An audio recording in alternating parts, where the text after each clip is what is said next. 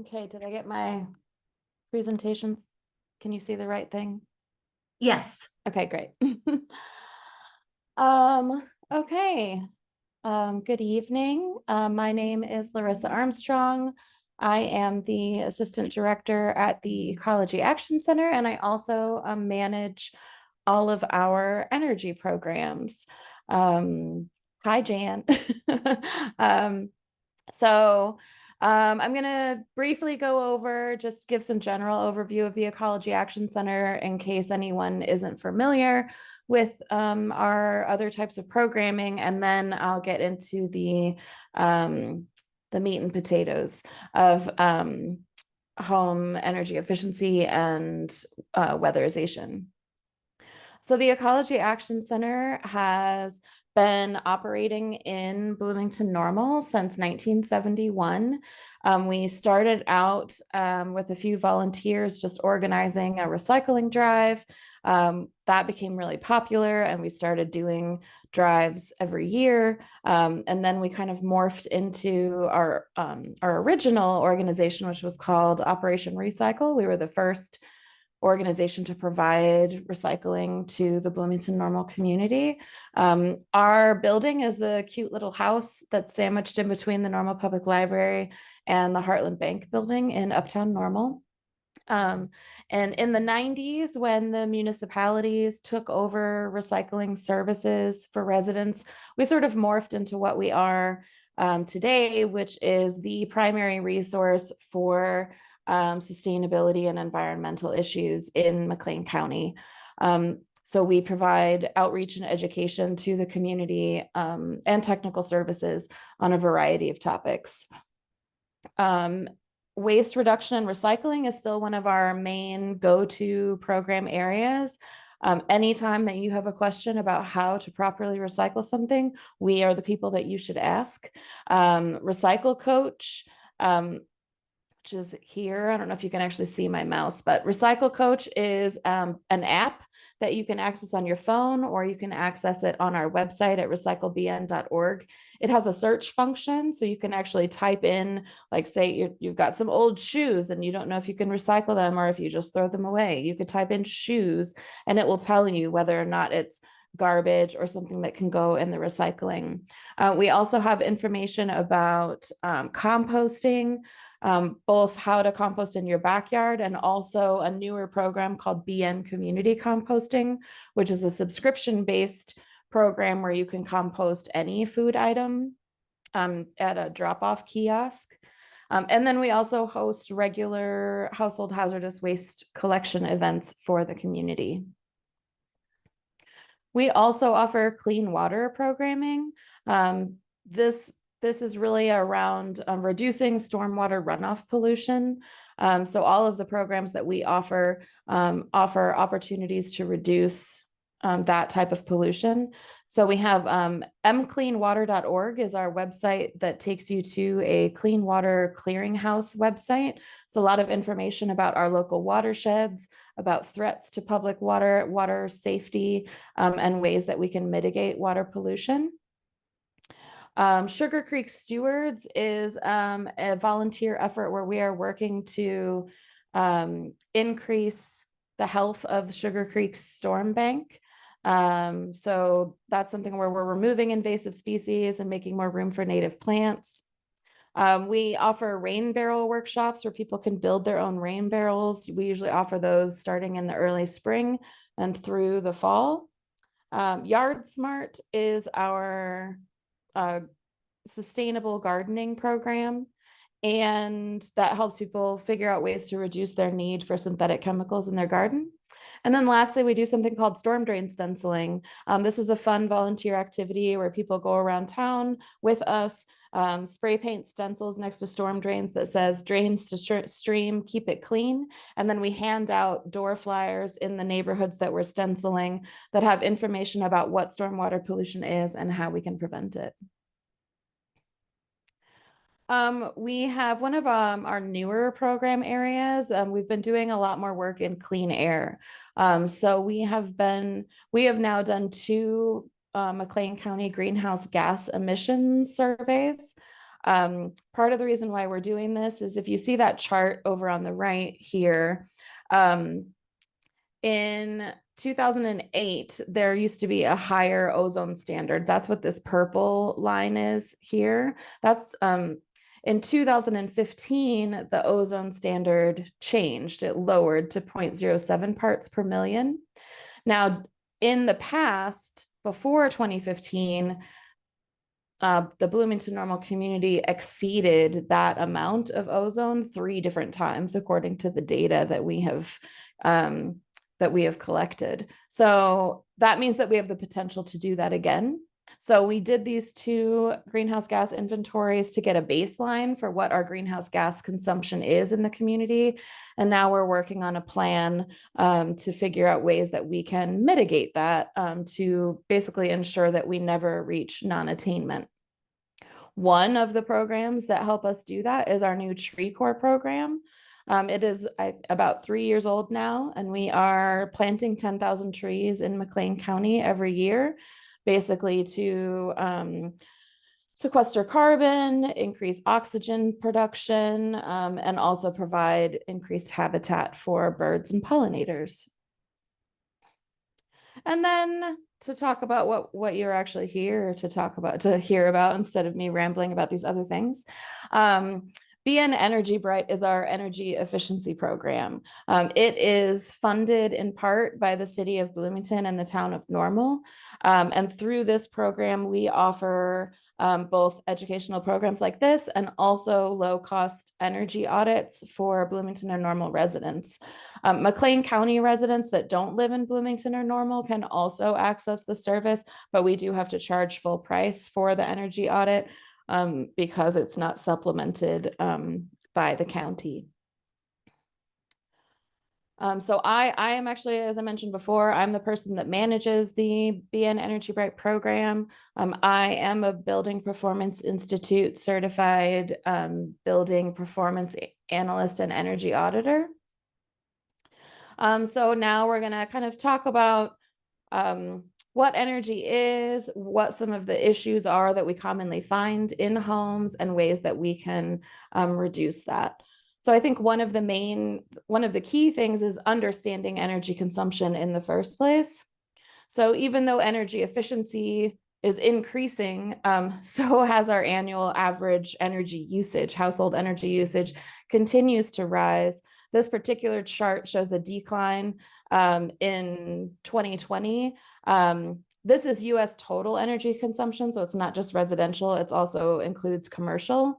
And so the decline in 2020 is due to the pandemic. And this is the most recent data that's available through the Energy Information Agency. But I imagine that the next chart that comes out, we'll see that line go back up again. Also, it's important to understand our particular area, the Midwest, consumes a very large amount of natural gas, particularly for space heating. Space heating is one of the largest energy uses in the Midwest. And as you can see, Illinois has a pretty high usage for natural gas consumption for heating.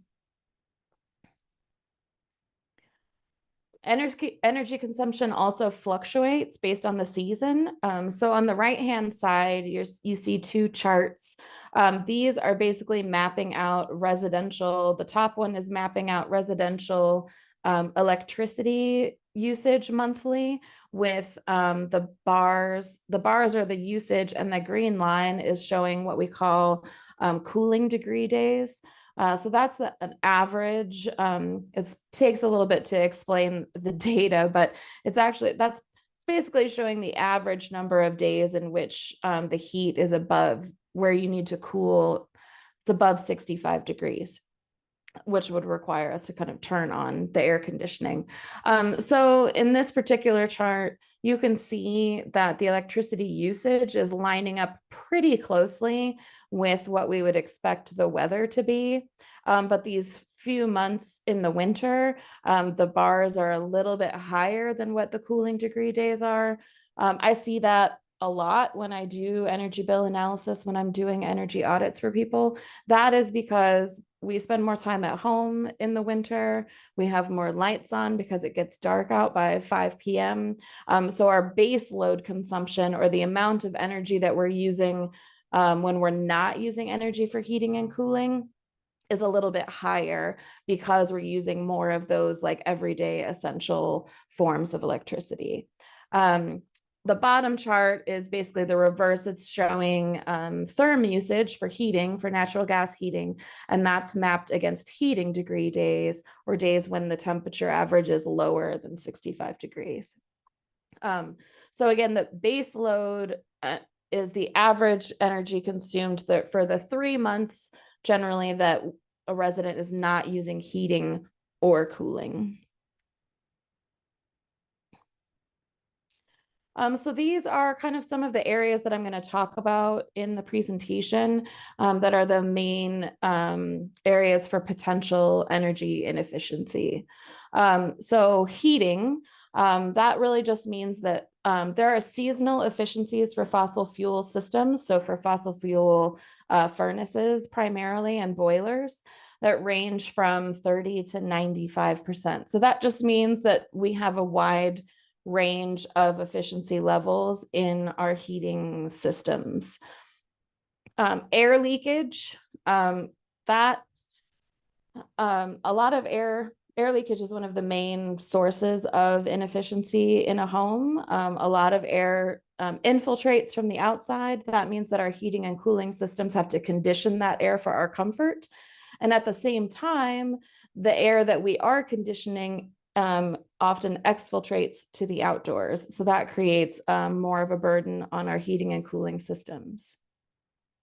Water heating, heat loss from water storage tanks can account for anywhere from 20 to 40% of water heating energy. Cooling, there are a lot of older units that are very inefficient compared to new models, and also require regular maintenance in order to make sure that they're functioning optimally. Heat gains, that means a lot of people, especially in the summer, have to use excessive amounts of air conditioning. This is due both to air leakage that I talked about before, but also heat gain from the outdoor sun. And also heat gain from older appliances and things like incandescent bulbs. Distribution systems, so that means ductwork for our heating and cooling systems. A lot of distribution systems are sealed inefficiently, or a lot of times I find ductwork that is located in unconditioned spaces like attics or unconditioned crawl spaces. Ductwork in unconditioned spaces can account for 5 to 30% of the energy consumed by the system. So that's they have to produce that much extra based on the amount of energy that they're losing by existing in a space that is not regulated. Appliances and lighting, I kind of touched on that a little bit before, but older appliances and older forms of lighting use a considerable amount more energy than new energy efficient appliances and LED lighting does. And then lastly, occupant behavior. So we can just make things more efficient by being aware of how our building and how the things in the building use energy. So let's talk about some of the low-hanging fruit items first. So we're going to talk about heating, cooling, appliances, and lighting. First, for both heating and cooling, I highly recommend making sure that you are using a programmable thermostat. And the reason I call these low-hanging fruit is that these are things that are very easy adjustments to make on your own without needing a contractor or having to do get an energy audit or do some more intensive investigation of your home. So programmable thermostats, you can save up to 10% a year on your heating and cooling costs just by making sure that you have your thermostat set back a few degrees for a span of several hours. So for example, in the winter, having your thermostat set back when you go to sleep at night because you're in bed and you have a lot of like extra blankets and covers on the bed, so you don't need the heat to be up as high. That's several hours where your furnace isn't running the heat as high as it would when you're at home during the day. Similarly, if you go away on vacation, set your thermostat back. Or if you do go to work during the day and no one is at home during the day, setting your thermostat back several hours while you're gone to work will also save a lot of energy. Oops. Making sure that your heating and cooling systems have regular tune-ups. So I always recommend that people, if it fits in your budget, to have a service agreement with your HVAC provider. Usually that's a yearly payment, maybe around $200, and they'll come and check your furnace or your boiler, your heating system in the fall, and then they'll come and check your cooling system in the spring to make sure that everything is looking the way it's supposed to and that it's running optimally. And then, of course, if you have something that needs to be upgraded, they usually offer a discount if you need a new part or something like that. Also, make sure that you are changing your filter regularly. Some filters don't need to be changed every 3 months. If it's like a certain types of high efficiency filters are only meant to be changed every 6 months or so. But if it's just a regular style filter, change it every 3 months. And if for some reason, like your air conditioning isn't keeping up or your heat isn't getting to the desired temperature and it's been working a lot, check the filter first before you panic and call the HVAC company, because it might just be that the filter is dirty and it needs to be changed, because the dirtier the filter, the harder the system has to work to push air through. When you are looking for new appliances, even though in Illinois, electricity costs are higher than natural gas costs, I still recommend people consider electric options, particularly when they're swapping out a natural gas combustion appliance like a hot water heater or a furnace or a boiler, to consider electric options. First, to remove combustion from your home, because anytime that we're combusting natural gas in the home, we're introducing options for particulate matter and backdrafting and carbon monoxide in the home. But also, the more electric appliances you have, if solar or renewable energy is something that you're considering in the future or that you already have, then you're able to power more of your appliances with renewable energy. When you're swapping out other appliances like washers, dryers, refrigerators, dishwashers, things like that, look for Energy Star rated appliances. That means that they have a certain level of energy efficiency, so they're going to use less energy to operate. And then lastly, put LED bulbs everywhere in your house. My little graphic is covering the percentage there. But an average household dedicates about 11% of its energy budget just to lighting. So LED bulbs everywhere. Even if the old bulb hasn't burned out yet, I don't care. Replace it, throw it out, and put an LED bulb in its place, because the cost of LED bulbs has gone down significantly. So the energy savings are well worth swapping out a bulb, even if it's still working. And this is my little cheat sheet guide for buying LED bulbs. I know a lot of people, when LED bulbs first came out, a lot of them were just like really bright and had that very like kind of cool blue industrial feel to them. And incandescent lights gave off a very warm appearance, and also a lot of heat, whereas LEDs don't give off any. But so people were like, "Ooh, I don't like LED bulbs because I don't like the way they look." Totally understandable. But LED bulbs actually have a wide variety so that you can buy the right bulb for the right space. And since they all have a really low wattage, we're not looking at watts when we buy LED bulbs. Instead, we want to look for lumens, which is here, and we want to look for warmth or kelvins. So most LED bulbs come with this little chart that kind of looks like a nutrition guide on the box. And so you can look for different bulbs to meet your needs. So lumens measure how bright or dim the bulb is. So the higher the lumen, the brighter the bulb. So you're going to want something with high lumens if it's in your kitchen or maybe your bathroom. But if it's just like a side lamp in a living room, then something with lower lumens like this 820 is going to be a nicer, like less bright light. And then kelvins, that is measuring how warm or cool the appearance of the bulb is or the light is.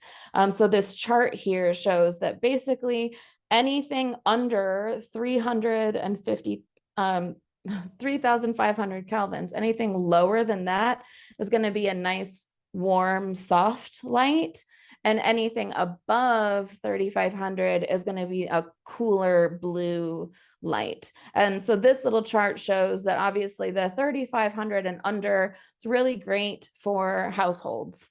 Anything higher than that, you're looking at more like industrial commercial spaces, or like if you have a workshop in your garage and you want to make sure you can see everything really well, then maybe you want to start looking at like the 4,000 or higher kelvins. But otherwise you want to look for the warm light, and that'll show up on that little nutrition guide as well. So next, let's talk about water heating. So as I mentioned earlier, tank water heaters lose a lot of efficiency through the storage of the water. That water loses heat over time. And so your system is spending a lot of energy to heat that water up, and then it loses some of its heat before you use it. But another common issue with natural gas water heaters, and this is something that I see more frequently than I would like when I do energy audits, is the risk of backdrafting. So most natural gas hot water heaters have a natural draft flue, which means that it's basically just relying on the natural gases to float up into the chimney and out of the top chimney at your house, wherever it exhausts to. There's no force making it go up other than just natural airflow. So the images here on the screen, the top left image, you can see there's a plastic ring around the water pipe there that has melted. That is a sign of backdrafting. That means that some of the heat and gases from the flue are going back out into the living space instead of exhausting up and out. The picture right next to it, you can see this is the same hot water heater. It has a very short flue. Usually we want those flues to be at least 12 inches vertical from the hot water heater is ideal, 6 to 12 inches. And then the pipe will, usually extend a little bit vertically, but it should still have a steady rise to it. So you can see the image below has a nice vertical flue off of the hot water heater, but then the extension of the chimney decreases. That's going to prevent the natural gas from drafting up the way that it's supposed to. There are a lot of reasons why hot water heaters can backdraft. These are just a few examples. There's only a couple ways to actually prevent it, and that is to remove the natural draft flue altogether by either replacing it with a power vented water heater. You would know if you had a power vented heater, if you, instead of seeing this metal chimney at the top, there would be like a black box that's hooked up to an electricity source, and that's actually pulling the gases out of the system instead of letting them draft naturally. Or replace it with an electric water heater that doesn't need to draft natural gas, or a tankless water heater And then going back to talking about how the tank water heaters lose a lot of heat in the water storage, tankless water heaters also eliminate that problem. And the Department of Energy says that tankless water heaters are about 25 to 35% more efficient than storage tank water heaters. So some things to think about when you're if you're getting ready to replace a water heater. And if you do have a natural gas hot water heater, definitely check it after this presentation to make sure that it's not backdrafting, and make sure that you have carbon monoxide detectors in your basement and outside of your sleeping spaces. So one of the other issues we were talking about are distribution systems. So that is when the ductwork is sealed improperly and located in unconditioned spaces. So here we have a picture of a ductwork in an uninsulated crawl space, and also ductwork in an uninsulated attic space. And I know you might say, well, no, I see insulation in that attic. Yes, that insulation is on the floor of the attic, which is insulating the conditioned space below it, but not insulating the attic itself. The ductwork in the attic here does have some insulation on it, but attics can get up to like 150 degrees in the summer. And so even with that level of insulation, you're still going to lose efficiency from this ductwork being in an uninsulated space like this.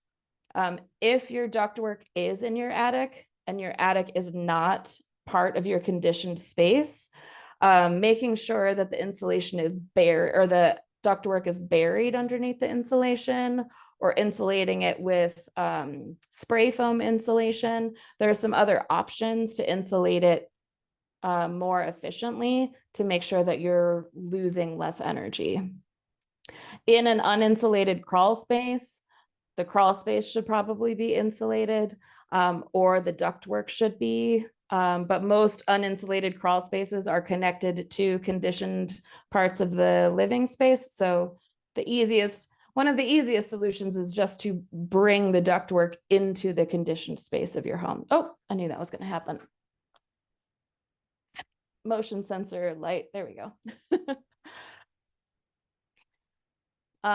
Then the other issue with distribution systems is having ducts that are sealed incorrectly or inefficiently. So the first image that you see here is a duct that has duct tape over the seams on the ductwork. Even though it's called duct tape, you don't put duct tape on a duct. I don't know why they named it that. I'm really mad at whoever did name it that. But the adhesive on duct tape dissolves really quickly when it is heated. So even though there's nothing dangerous about having duct tape on here, other than that it's not going to hold a seal for very long. All the seams on any exposed ductwork in your house should be sealed with either mastic, which is sort of like a paste that you spread on over the seals, or with HVAC foil tape, which you can find at any hardware store, and it looks just like aluminum foil, and it looks similar to duct tape, except that it is made out of foil instead of adhesive and tape. One other thing to note, if you have flexible ductwork anywhere in your house, it should always be able to lay completely flat and not get cinched anywhere.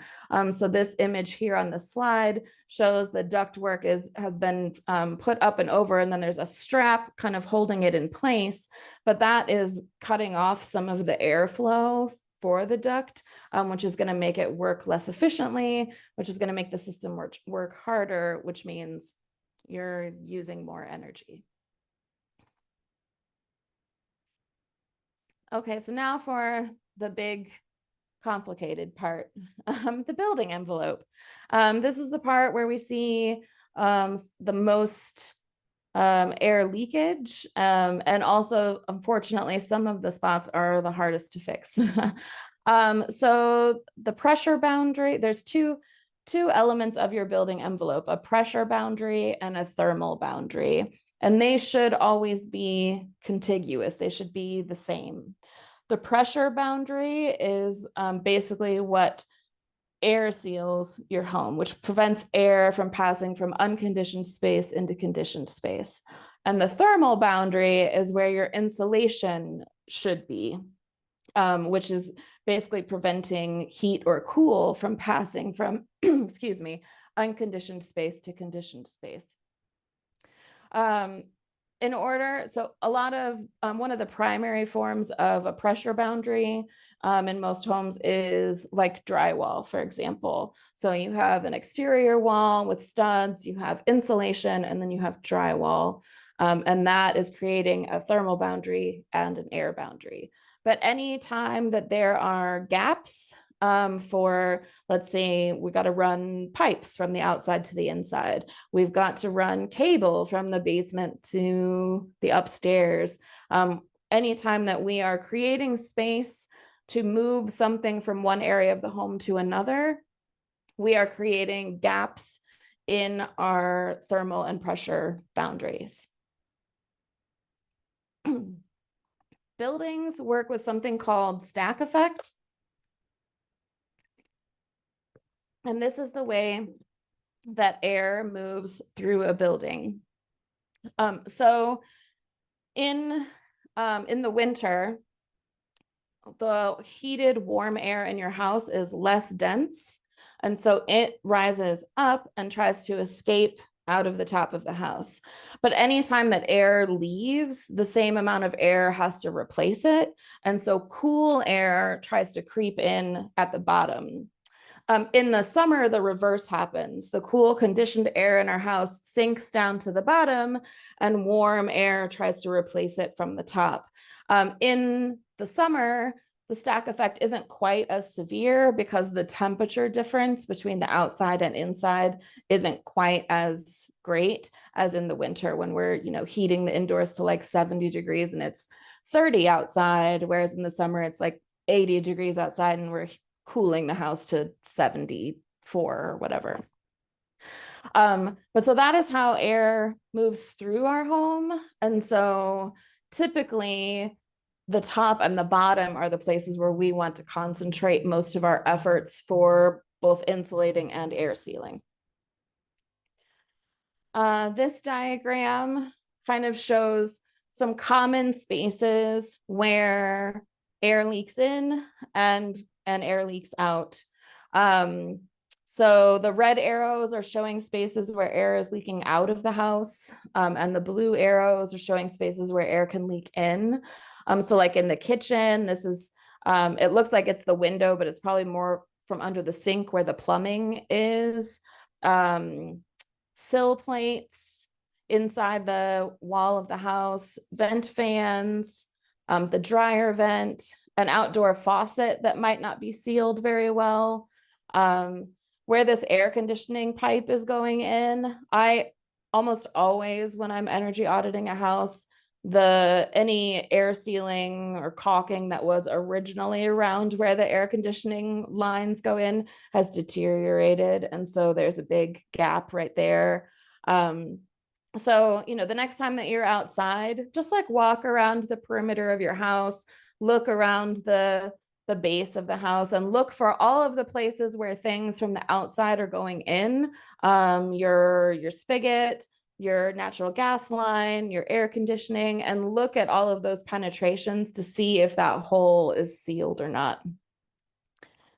As you can see, most of our air leakage comes from walls and ceilings. I know a lot of people usually think windows are the primary problem. I'm going to talk a little bit more about that in a minute.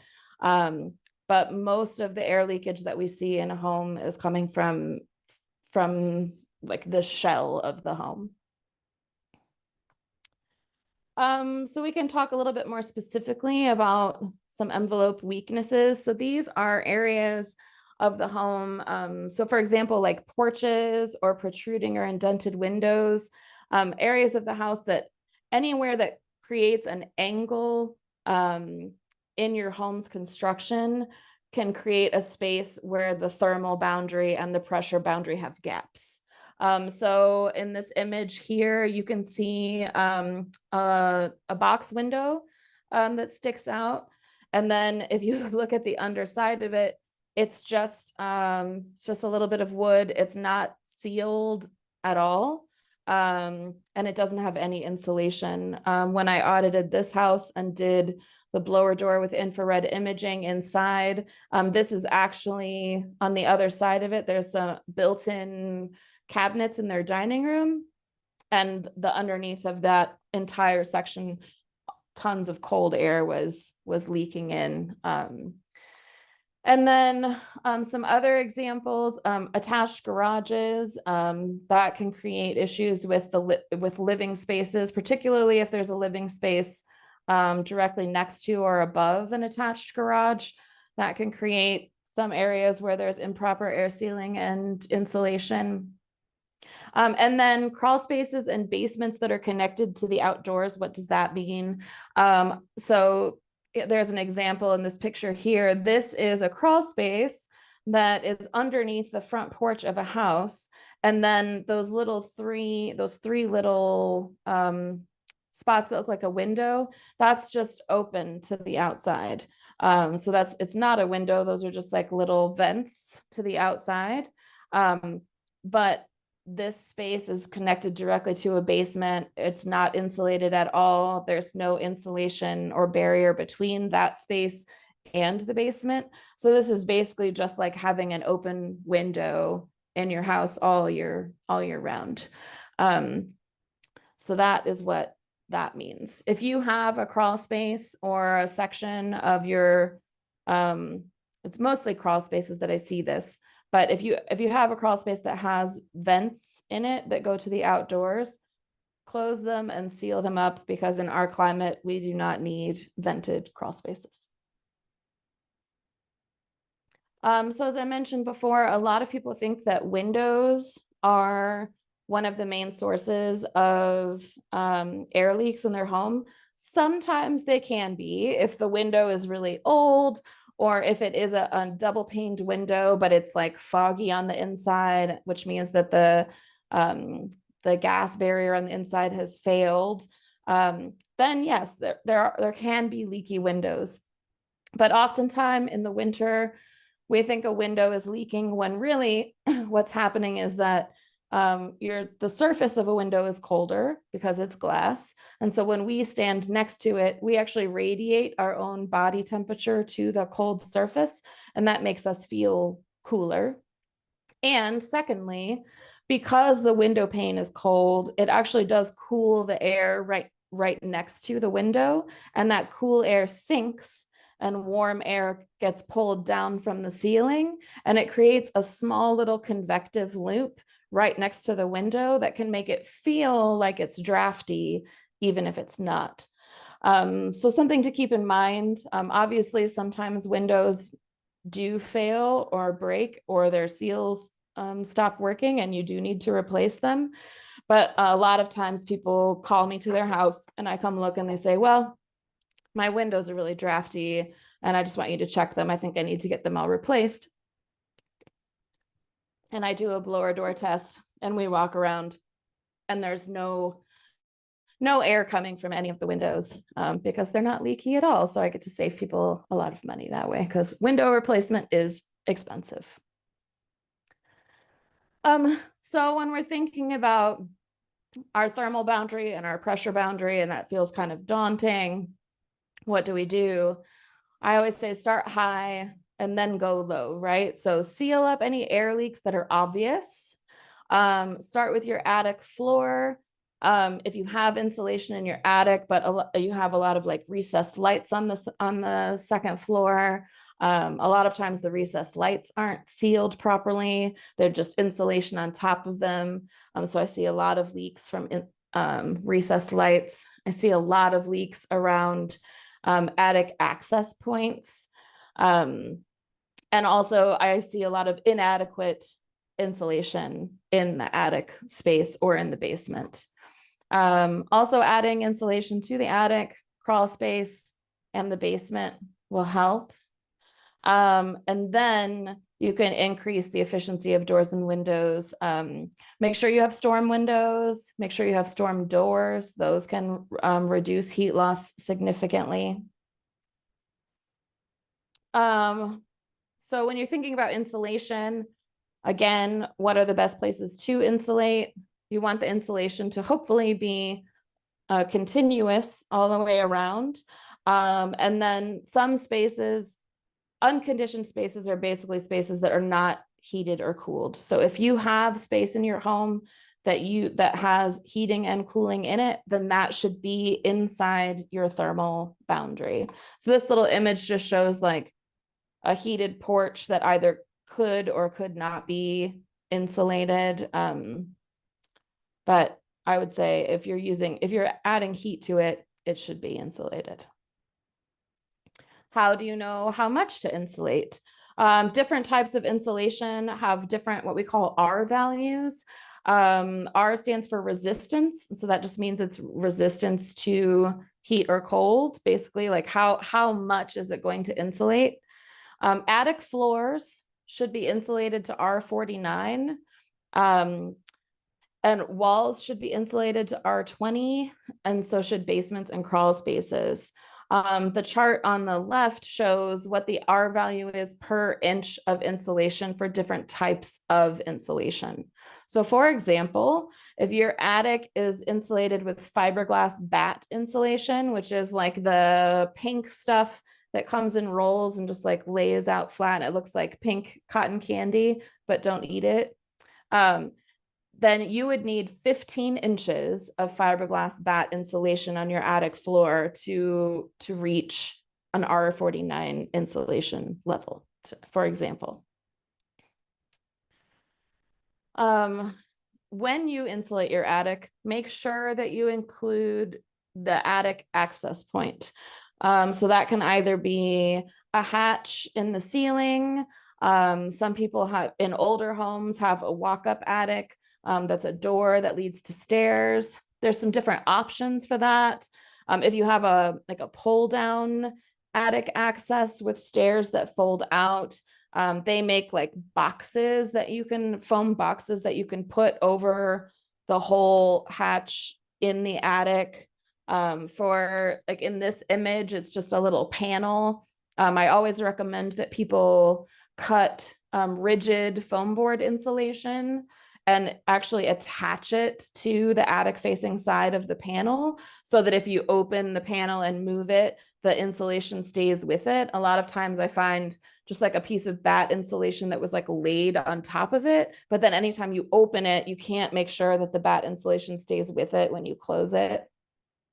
If you do have the panel access into your attic and it just like sits on a little frame when it's closed, I also recommend adding foam weather stripping to the attic facing side of the frame so that when the panel sits on top of it, it squishes that foam down a little bit, creating an air seal. So that way air is not getting in and out and you're adding insulation. I won't get into the math of it, like how I know that it's, in this little example here, I have a 40 by 25 foot attic space that's insulated to R30 with the exception of the attic hatch, which doesn't have insulation, so it's at R1. The math is more complicated and not anything that you need to worry about. But what you do need to know is that by having that one section of attic that doesn't have insulation on it, that actually reduces the entire R value of the attic down to R23, just because there's this one space that isn't insulated the same as the rest. So always insulate the hatch or the attic access also. When insulating the basement, a lot of times I see rim joists, which are the little sections between the joists of the floor that create these little boxes above like the brick base of the basement wall. I see those just with some batt insulation just shoved in there a lot, or they're not insulated at all. The batt insulation doesn't create a tight seal, so it might provide a little bit of a thermal barrier, but there's no air barrier there. So definitely recommend at least insulating the rim boxes or the wall of the basement to where it becomes below ground. So anything that's above ground, have that insulated. The easiest way to insulate a basement is to have it insulated with closed cell spray foam insulation. It can be a little bit expensive, but it air seals and insulates at the same time. Otherwise, if you're just insulating rim joists and you're more of a DIY person, you can cut pieces of rigid foam board insulation to fit each of the little rim joist boxes, and then seal them in with either, you can get individual cans of spray foam or you can caulk them in. Similarly, crawl spaces should be insulated in our climate zone. The image that has the red line through it is an uninsulated crawl space that also has a vent to the outside. That vent should be closed and covered and insulated. The image next to it shows what that looks like.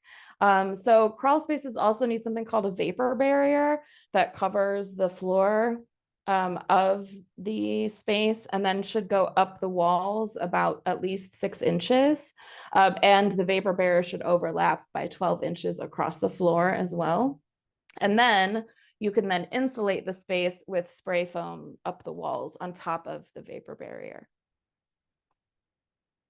I see a lot of, especially newer homes that have crawl spaces with uninsulated ductwork inside the crawl space, and the crawl space is uninsulated and doesn't have a vapor barrier. So that's very inefficient and also can create some air quality issues in the home without that vapor barrier. I just want to point out that all of our utilities have different types of rebates and programs available for people. You always check with your utility if you're going to make any sort of like HVAC upgrades. Nicor Gas gives out free water savings kits to any resident that has Nicor as their gas service. And you're thinking like, why would I get a free water saving kit from a gas company? It's to try to reduce water heating costs. But they also provide you with like faucet aerators, low flow shower heads, some plumbing tape, things like that to help reduce water use.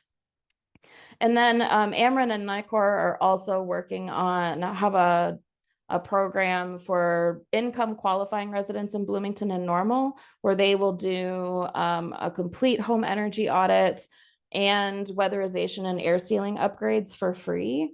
So if you happen to meet the income levels that are on this chart, then make sure you contact me so that I can give you information about that program. It's available for homeowners, or if you rent, if you rent a home but your landlord agrees to it, then you can still get the upgrades to the home. A lot of people have been using it, and it's a really great program. So always check with your utility before you make any kind of upgrades to make sure that there aren't options for you. I will say it's not on the slide, but also the Inflation Reduction Act passed by the federal government offers some, right now, the only part of it that's available are federal tax credits for energy audits and energy efficiency improvements and some forms of electrification upgrades. Like if you switch to a heat pump, air source heat pump, or you switch to like an induction stove from a natural gas stove, there are tax credits for that. There will also be rebates for items where you actually just get money back for purchases. Those will come from the state of Illinois through the Illinois EPA Department of Energy. But the process for them figuring out the mechanisms to do that is taking a while. So those rebates don't exist yet, but they will, hopefully sometime next year.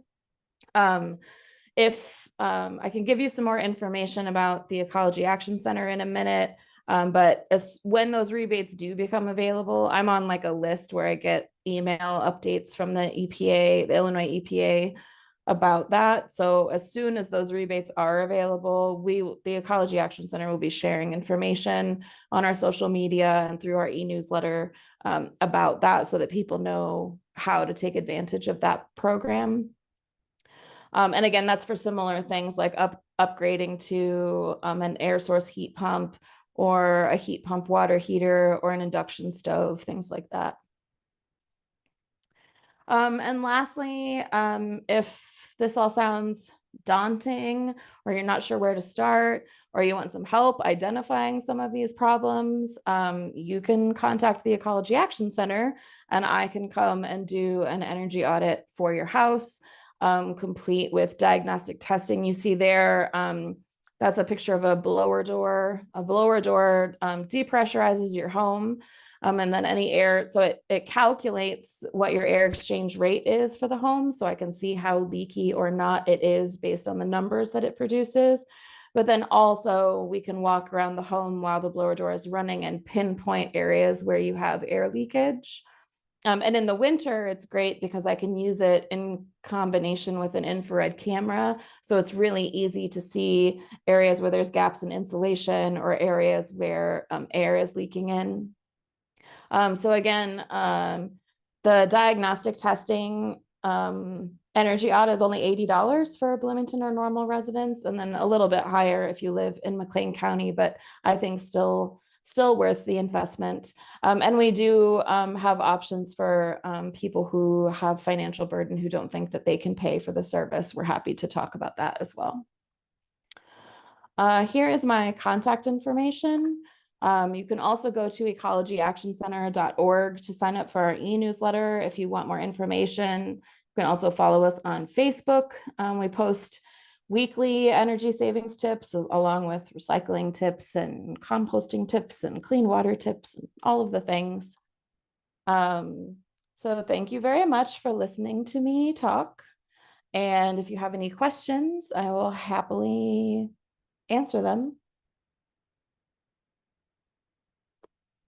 Thank you so much, Larissa. That was so interesting, and I had no idea all of how the energy audit was done. So that was really interesting to see that door. Mm-hmm. Does anyone else have any questions for Larissa tonight? I do. I have some. Go ahead, Jan. Let's see, I was writing them down. I saw you taking notes. At the top, you were talking about different ways to recycle, and I just wanted to mention the really free cycle. Instead of throwing something out, you can put it, there's several ways to give things a recycling for family and different things like that. So those are good. Absolutely. I have a hard time. Oh, does Sugar Creek need plants? Because I got lots of seeds. Maybe we can talk later. Yeah, send me an email for sure. Yeah. The Energy Star just seems so hard for me to figure out what they mean. I need a new refrigerator. Mm-hmm. It's 25 years old. Yeah. So but I look at it and I guess just looking at that yellow tag that's on the refrigerator really will tell me, right? That tells you, that tells you what the estimated energy usage is for the item, and those energy rating stickers will also they should have like a bar that kind of shows like where the appliance falls on the scale of efficiency. Yeah. But as efficiency continues to improve, if you have a really old unit and it says that it's at the top of the scale of efficiency, well, that scale has changed. And so while it might have been at the top of an efficiency scale 10 years ago, now it's more in the middle. Yeah. So that's something to keep in mind. It kind of depends on when that sticker was put on there. Energy Star is really just a governmental program where the Department of Energy says, like, these are certain requirements that these appliances have to meet for efficiency standards, and they will only put their sticker, their label on appliances that meet those standards. Yeah. So that's just their way of trying to hold companies accountable for their efficiency claims and kind of putting basically kind of creating a standard so that people know that when they see that label, they know that that's a pretty efficient Yeah. unit. But to go on their site, Mm-hmm. the government site, and Yeah. I type in refrigerators, they just give numbers. It's just really hard to figure out how to. I guess they'll give a refrigerator and they'll say it's this. Well, I try to go to that company like Frigidaire, and I Right. can't find that You can't number. find that And model. Yeah. yeah, I just, it's just hard to figure that out. So I Sure. guess just going to the stores and looking at the Exactly. yellow thing. Exactly. And a lot of the stores, like, the label will be on the item at the store too. Yeah. So if it's an Energy Star appliance, it'll have that on there at, whether you go to Sherman's or Sears or Menards or wherever. Yeah. Yeah. So, okay, my next question. Yeah. Ductwork. So you just need to seal Basically, put like, the foil tape around it. You don't need any insulation around it. no, if the ductwork is in a conditioned space, then the ductwork doesn't need to be insulated. But putting mastic or foil tape around, like, seams and around on like corners of box ductwork, that makes sure that the air is flowing through the duct and getting to where it's supposed to go instead of leaking out in various places along the way. Yeah. Yeah. Okay. All right. The federal tax credits, where do I go to find out about them?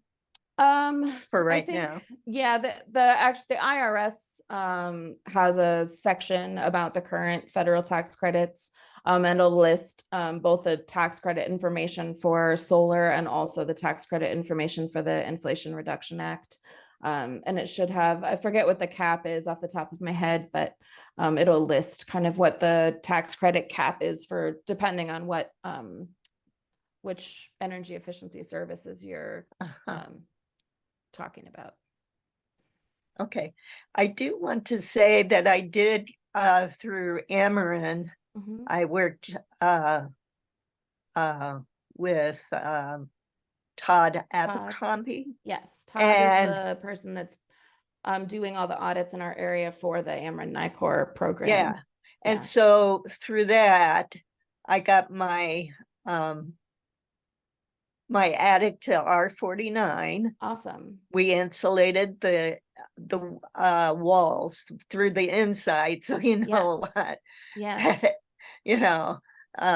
Not only that causes a lot of dust, and then you have to paint everything. Yes. But yeah, everything got, all the walls in every room got insulated. That's awesome. I mean, maybe not all the walls. Sure. Because like the kitchen, and now if you remember, my room over my garage, that was really cold. Yeah. And much better now. Well, I'm not sure. I'm still, it hasn't really gotten they cold just did yet, it, so I have to, but I'm going to insulate my garage. Awesome. Because like, if you remember, there was some problems, and so I'm going to insulate my garage. So I got a quote from that, and that wasn't too bad, but maybe I can get a rebate. Yes. A tax credit for that. Yeah. I think insulation is in there. So yeah. Yeah. So I think after that, hopefully I'll be really good. And then maybe you can come back and we can do a door Yeah. test again to see where there are leaks. where Absolutely. And we can can see improve. how much your number has Improved. come down. Yeah. So, Yeah, I've already energy audited Jan's house for the rest of you. Me and Jan are buds. yeah. So, yeah, and I've been taking this Zoom class about energy, home energy and solar energy and stuff, so we can talk about that. Awesome. So I'm done. It looks like Chris has it. Yeah, I see a question from Chris in the chat that says, is it possible to insulate the walls of an existing house without drilling through the siding on the outside? So there's two ways that they insulate walls in existing homes. One is they take the siding off at it would be at the base of the house. They take the siding off, and then they will drill holes in the house, in the wood of the house, and then basically they usually do dense pack cellulose. So they insert a hose into the hole that they drill, and they run it up the wall cavity as far as they can and start blowing insulation in, and then they move the hose down, and that section of the wall cavity fills up with insulation. And then they put the cap, the little piece of wood that they cut out, they put it back in, seal it, and then they put the bottom rail of siding back on the house. For homes that don't have siding on the outside, or if you don't want the siding removed, then they do what sounds like Jan had done at her house, where they do the same thing, except they do it on the inside, and they drill a hole at the bottom of the wall on the main floor. And sometimes they have to do it on the second floor as well. It depends on how far so some houses have balloon framing where the frames go all the way up and there aren't top and bottom plates that separate the floors. Newer construction homes have top and bottom plates. So sometimes that means that they can only get so far with the insulation, and there's a plate that's cutting everything off, and then they have to go up and do it again. So there's no way to insulate the walls without drilling through something, but they don't drill through your siding. They either drill through the wood on the outside, or they drill through like your drywall or plaster on the inside, and then insulate up and then seal it up. On the outside, you don't get as much dust inside your house, so that's the better option. But if you don't have siding on your house and you have like brick or something, then the inside is the only way they can do it. No problem. And you can watch, there's like cool videos like on YouTube and stuff. If you Google like dense pack cellulose wall insulation, you should be able to see like examples of how they do it. It's pretty cool. Any other questions?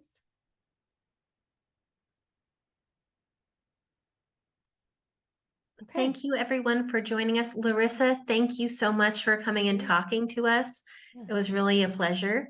And I hope folks take advantage of having this great resource in town. If you have further questions about any way of living more in harmony, getting more ecological in your own individual space, you'll need to reach out to them because they know everything. All right, thank you all so much. And don't hesitate to reach out and sign up for an energy audit if you want one. Thank you so much. Have a good evening, everyone. Bye.